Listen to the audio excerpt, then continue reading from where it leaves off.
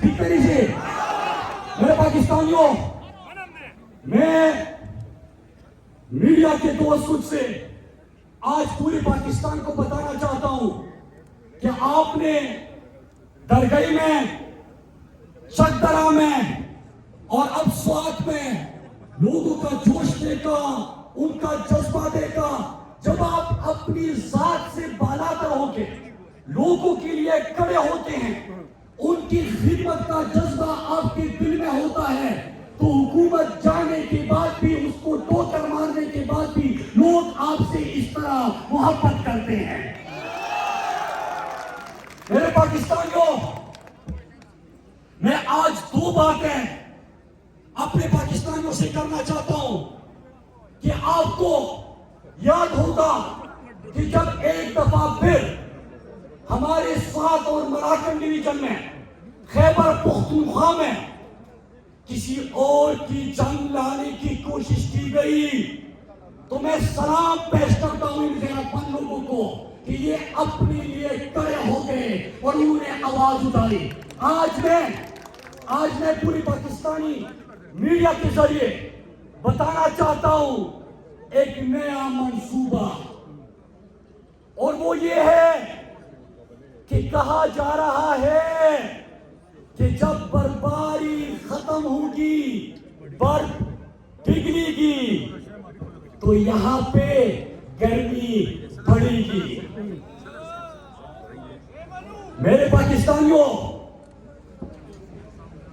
میں آپ کو پہلے سے آگاہ کرتا ہوں، جس طرح میں نے آپ کو کہا تھا، جب پشاور میں بلاسٹ ہوا، ہمارے بہادر پولیس کے جوان شہید ہوئے، تو ان بے شرموں نے ان کی میت کا، جنازوں کا انتظار بھی نہیں کیا.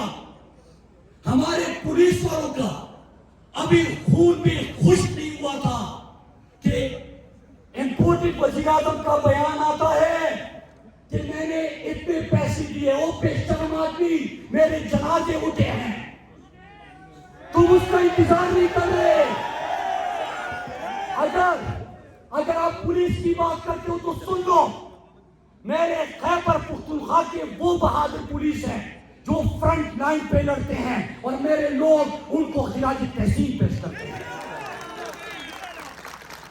میرے پاکستانیوں، میں نے اس وقت کہا، جب میڈیا میرے پاس آیا تو میں نے کہا کہ میں نے آپ کو پہلے کہا تھا، فرق ہوتا ہے. ایک وہ لوگ ہیں، وہ طبقہ ہے جو ڈالروں پہ ہمارے لوگوں کا سودا کرتے ہیں. ایک وہ طبقہ ہے جب ہمارا جنازہ اٹھے تو کیمرے منگوا کے لاشیں گنتے ہیں. اور چاہے جتنے بھی بے بس ہو ہم، میں ان میں سے ہوں کہ وہ پہلے سے بتاتا ہے کہ میرے لوگوں کا جنازہ ہی کیوں نکلے. میں اپنے لوگوں کی لاشوں کے خلاف ہوں، میں پرائی جنگ کے خلاف ہوں، میں لوگوں کو ڈالروں کے لیے سودا کرنے کے خلاف ہوں. تو میرے پاکستانیوں، میں نے اس وقت بھی کہا تھا کہ جب تاریخ لکھی جائے گی تو صرف امپورٹڈ حکومت اور فیصلے کرنے والے میرے مجرم نہیں ہوں گے، پاکستان کا میڈیا بھی میرا مجرم ہوگا کہ جب ہم آواز اٹھا رہے تھے تو یہ خاموش تھا. اور آج میں ان کو بتانا چاہتا ہوں کہ جو برف پگھلنے کا انتظار کر رہے ہیں، سن لو وہ وقت گزر گیا. یہ 2007 نہیں کہ آپ نے فیصلہ کیا اور ہمیں گھروں سے نکالا. یہ گھر میرا ہے، زمین میری ہے، لوگ میرے ہیں، اور یہ کسی کے اشارے پہ یہاں سے بے گھر نہیں ہوں گے. مجھے کہا جاتا ہے، سن لو میرے سوات کے لوگوں، سب سن لو، جب میں یہ باتیں کرتا ہوں تو میں بھی وقوف نہیں ہوں. مجھے پتا ہے کہ اس کی قیمت کیا ہوتی ہے. مجھے ایک طرف سے بھی اور دوسری طرف سے بھی دھمکیاں ملتی ہے. کہتے ہیں کہ یہ جو نوجوان ہے، اس نے پختونوں کو اکٹھا کر دیا ہے، یہ ناکام ہو رہا ہے، اس کو رستے سے ہٹاؤ. میں آپ کو بتانا چاہتا ہوں کہ 2007 میں جتنے بھی بچے تھے وہ مراد शरीफ की तरफ बड़े हो गए हैं। किस किस को रास्ते से हटाओगे? तो पहले से मैंने अदा कर दिया। और स्वाद के लोगों, आंखें और कान दोनों खुले रखने हैं। ये नहीं गेम करेंगे, नई साजिशें पूरी हुकूमत तैयार करेगी। आपने अपने अमन के ऊपर समझौता नहीं करना और एक ही नारा लगाना है, मुंह पखपरा खावरा, मुंह पखपरा खावरा, मुंह पखपरा खावरा। और दूसरी बात, मेरा सारा पख्तून की खबरें को, दूसरी बात ये कि हमारे लीडर इमरान खान ने ऐलान किया है, क्योंकि इमरान खान ने अमेरिका को एक सलूकी नार कहा था।